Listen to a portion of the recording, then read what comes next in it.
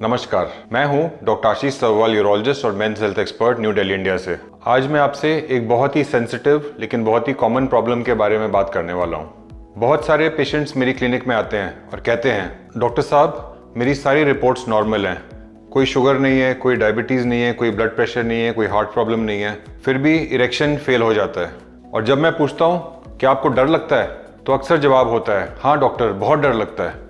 आज का वीडियो उन्हीं सब पेशेंट्स के लिए है जो कंफ्यूज्ड हैं, डरे हुए हैं और सोच रहे हैं क्या मेरी ये प्रॉब्लम परमानेंट तो नहीं हो जाएगी।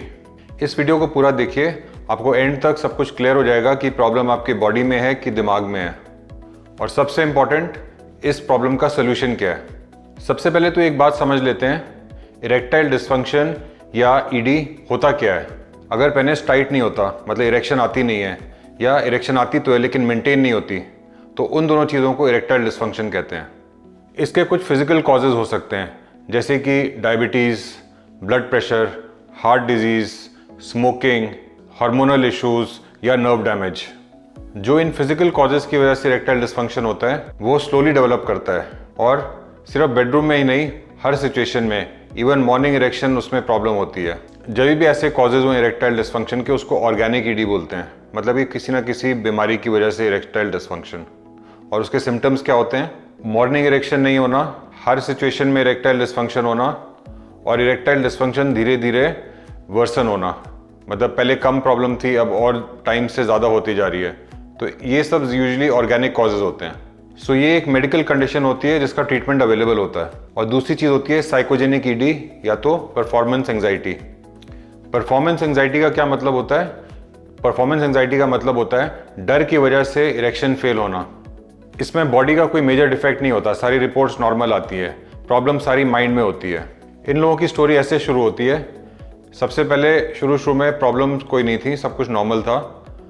उसके बाद एक बार इरेक्शन फेल हुई, उसकी वजह से सेल्फ डाउट होता है, पार्टनर का रिएक्शन होता है, जिसकी वजह से और एंग्जाइटी होती है, और उस एंग्जाइटी की वजह से और इरेक्टाइल डिसफंक्शन होता है, क्योंकि पेशेंट को घबराहट हो जाती है, डर हो जाता है कि कहीं ये प्रॉब्लम ज़्यादा तो नहीं हो जाएगी, कहीं मैं परमानेंटली इरेक्टाइल डिसफंक्शन का शिकार तो नहीं हो जाऊंगा।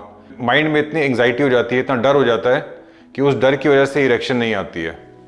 तो साइकोजेनिक ईडी के पेशेंट्स में एक विशियस साइकिल हो जाता है। विशियस साइकिल मतलब कि पहले इरेक्शन फेल हुई, उसकी वजह से डर लगा कि अब क्या होएगा आगे, ये परमानेंट तो नहीं हो जाएगी प्रॉब्लम, कोई ज़्यादा सीवियर तो नहीं होएगी, मेरा पार्टनर क्या सोचेगा। तो इन सब चीज़ों के डर की वजह से और माइंड में इतना स्ट्रेस आता है, उस स्ट्रेस की वजह से और इरेक्टाइल डिसफंक्शन हो जाता है, फिर और इरेक्टाइल डिसफंक्शन होता है और डर हो जाता है। तो ऐसे गोल गोल गोल चलते रहता है, जिससे कि प्रॉब्लम सीवियर हो जाती है। सबसे इंपॉर्टेंट है कि ये परफॉर्मेंस एंग्जाइटी यंग और हेल्दी लोगों में ज़्यादा होती है। 50 साल की उम्र के बाद जिनको शुगर और बीपी है, उनको परफॉर्मेंस एंग्जाइटी से ज़्यादा कोई ऑर्गेनिक कॉज होता है। अब ये दिमाग और इरेक्शन का क्या कनेक्शन है, ये समझाना ज़रूरी है। इरेक्शन रिलैक्सेशन पर डिपेंड करता है। स्ट्रेस इरेक्शन के लिए सबसे बड़ा दुश्मन है। जब आप स्ट्रेस्ड होते हैं, नर्वस होते हैं, तो बॉडी में एड्रेनलिन रिलीज होता है। एड्रेनलिन से वैसो कंस्ट्रिक्शन होती है, मतलब ब्लड वेसल्स नैरो हो जाती हैं। जब ब्लड वेसल्स नैरो होती हैं तो पेनिस में ब्लड कम पहुंचता है, जिसकी वजह से इरेक्टाइल डिसफंक्शन होता है। मतलब कि आपका दिमाग आपकी बॉडी के खिलाफ काम कर रहा है। इसलिए मैं हमेशा कहता हूँ ये मर्दानगी का इशू नहीं है, ये बायोलॉजी और साइकोलॉजी का कॉम्बिनेशन है। अब क्वेश्चन ये आता है कि आपको पता कैसे चलेगा कि आपको इरेक्टाइल डिसफंक्शन है कि परफॉर्मेंस एंग्जाइटी है। कुछ सिंपल क्लूज होते हैं। परफॉर्मेंस एंग्जाइटी में मॉर्निंग इरेक्शन नॉर्मल होती है, नॉर्मल टाइम पे भी, सेक्स के टाइम पे भी कभी कभी इरेक्शन आ जाती है, कभी कभी नहीं भी आती। स्ट्रेस वाली सिचुएशन, जैसे कि नया पार्टनर, कोई स्ट्रेस वाली सराउंडिंग्स, कोई अनफेमिलियर सराउंडिंग, इन सब में इरेक्शन की प्रॉब्लम होती है। और जब आप टेस्ट करते हैं तो सारी रिपोर्ट्स नॉर्मल होती हैं। अगर ये सब चीज़ें हैं तो आपको ज़्यादातर परफॉर्मेंस एंग्जाइटी होगी। और ऑर्गेनिक इरेक्टाइल डिसफंक्शन के क्या क्या सिम्टम्स हैं? नंबर 1, मॉर्निंग इरेक्शन नहीं होती। इरेक्टाइल डिसफंक्शन हर सिचुएशन में होता है, ऐसा नहीं कि सिर्फ स्ट्रेसफुल सिचुएशन में ही हो रहा है।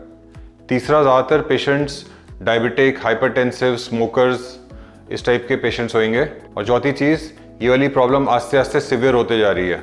अगर आप पहले ग्रुप में आते हैं, मतलब परफॉर्मेंस एंग्जाइटी वाले, तो याद रखिए घबराने की कोई बात नहीं है, आपकी प्रॉब्लम पूरी रिवर्सिबल है। अब इन यंग पेशेंट्स को जिनकी सारी रिपोर्ट्स नॉर्मल हैं, उनका सबसे बड़ा फेयर क्या होता है? उनका सबसे बड़ा डर होता है, सर ये प्रॉब्लम परमानेंट तो नहीं हो जाएगी? और मेरा जवाब होता है, नहीं, ये प्रॉब्लम पूरी रिवर्सिबल है। परफॉर्मेंस एंग्जाइटी में कोई नर्व डैमेज नहीं होता, कोई ब्लड वेसल डैमेज नहीं होता, कभी पेनिस परमानेंटली डैमेज नहीं होती। तो पेनिस की कोई प्रॉब्लम नहीं है, तो हमेशा प्रॉब्लम रिवर्सिबल होती है। लेकिन हाँ, अगर आपने इग्नोर किया अगर सेल्फ डाउट बढ़ता रहा, अगर गूगल के चक्कर में पड़े रहे, तो प्रॉब्लम साइकोलॉजिकली स्ट्रांग हो जाती है। इसलिए अर्ली गाइडेंस बहुत इंपॉर्टेंट है। अब बात करते हैं सॉल्यूशन की। परफॉर्मेंस एंजाइटी का ट्रीटमेंट सिर्फ टैबलेट्स नहीं होता। ट्रीटमेंट होता है सबसे इंपॉर्टेंट एजुकेशन, काउंसलिंग। आपको समझना चाहिए आपकी प्रॉब्लम क्या है, आपके दिमाग में प्रॉब्लम है, आपकी बॉडी में कोई प्रॉब्लम नहीं है। नंबर 2, सेल्फ कॉन्फिडेंस आपको अपने माइंड में लेके आना है। कई पेशेंट्स मेरे पास आते हैं, मेरे को पता होता है उनकी परफॉर्मेंस एंजाइटी है और ज़्यादा कोई मेजर प्रॉब्लम नहीं है, लेकिन मैं फिर भी पेनाइल डॉपलर टेस्ट करता हूँ। इसलिए क्योंकि जब वो पेनाइल डॉपलर टेस्ट करते हैं पेशेंट्स, तो उनको दिखता है कि सारा कुछ नॉर्मल है, तो उनकी माइंड में बहुत कॉन्फिडेंस आता है कि अब सब कुछ नॉर्मल है और मैं ठीक हो जाऊंगा और इतनी सीरियस प्रॉब्लम नहीं है। तो टेस्ट हम लोग कोई प्रॉब्लम ढूंढने के लिए नहीं करते, बल्कि मेरे को पता ही होता है कि टेस्ट में नॉर्मल आने वाला है। लेकिन जब वो नॉर्मल आता है तो पेशेंट के माइंड में बड़ी रिलैक्सेशन आती है। तो इस टाइप से हम लोग सेल्फ कॉन्फिडेंस बिल्डअप करते हैं पेशेंट्स का। इसके अलावा टेम्परेली कभी कभी दवाइयाँ देते हैं और कभी कभी ट्राइमिक्स इंजेक्शन भी देते हैं। इन सब का क्या काम है, पेशेंट्स के माइंड में एक विशियस साइकिल हो गया है। इरेक्शन नहीं आती, डर होता है, फिर इरेक्शन नहीं आती, डर होता है। तो ऐसे होता है। जब भी हम दवाइयाँ देते हैं, ट्राइमिक्स इंजेक्शन देते हैं, तो उससे ये साइकिल ब्रेक हो जाता है। जब आप दवाइयों से या ट्राइमिक्स इंजेक्शन से 1-2 बारी नॉर्मली सेक्स कर लोगे, तो पेशेंट्स को ऑटोमेटिकली कॉन्फिडेंस आ जाता है, तो उसके बाद बिना दवाइयों के, बिना इंजेक्शंस के भी नॉर्मली सेक्स कर सकते हैं।